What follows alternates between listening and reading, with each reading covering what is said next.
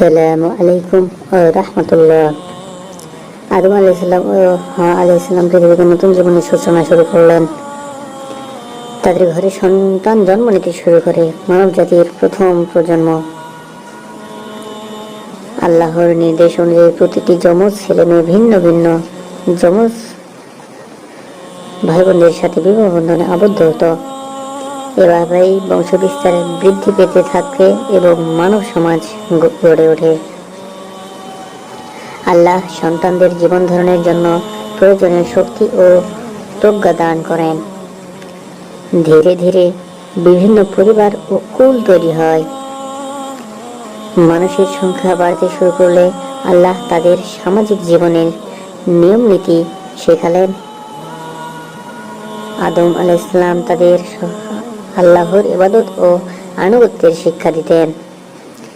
তিনি সন্তানদের বলতেন, আল্লাহই তোমাদের সৃষ্টি করেছেন, তারই ইবাদত করো। তিনি সতর্ক করতেন, শয়তানকে তোমরা শত্রু মনে করো, সে সবসময় বিভ্রান্ত করবে তোমাদেরকে। আদম আলাইহিস সালাম সন্তানদের সৎকর্ম, ন্যায় বিচার ও পরস্পরকে সাহায্য করার নির্দেশ দিতেন। তিনি শেখাতেন, পরস্পরের সাথে কখনো হিংসা বিবাদ করবে না। সন্তানদের প্রতি তার প্রধান উপদেশ ছিল, আল্লাহর সন্তুষ্টি অর্জন করো। তিনি আল্লাহর দেওয়া জ্ঞান ও নির্দেশনা তাদের মাঝে ছড়িয়ে দিতেন।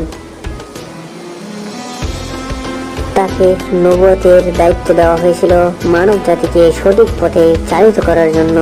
তিনি আল্লাহর প্রতি কৃতজ্ঞতা প্রকাশের গুরুত্ব শেখাতেন তার সন্তানদেরকে বলতেন, পাপ করলে সাথে সাথে আল্লাহর কাছে ক্ষমা চাইবে।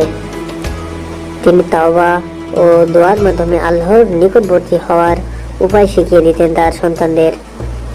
আদম আলাইহিস সালাম এর শিক্ষা ছিল ধৈর্য, সত্যবাদিতা ও সৎ চরিত্রের প্রতি আহ্বান। সন্তানরা তার উপদেশ শুনে জীবনযাপন করত, যদিও কেউ কেউ শয়তানের প্রলোভনে পথভ্রষ্ট হতো। তার শিক্ষা মানব ইতিহাসের প্রথম নৈতিক ও আধ্যাত্মিক দিক নির্দেশনা হয়ে থাকে।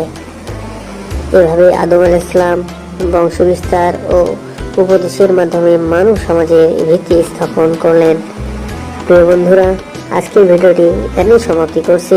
পরবর্তী ভিডিও দেখার জন্য চ্যানেলটিকে সাবস্ক্রাইব করতে ভুলবেন না যেন।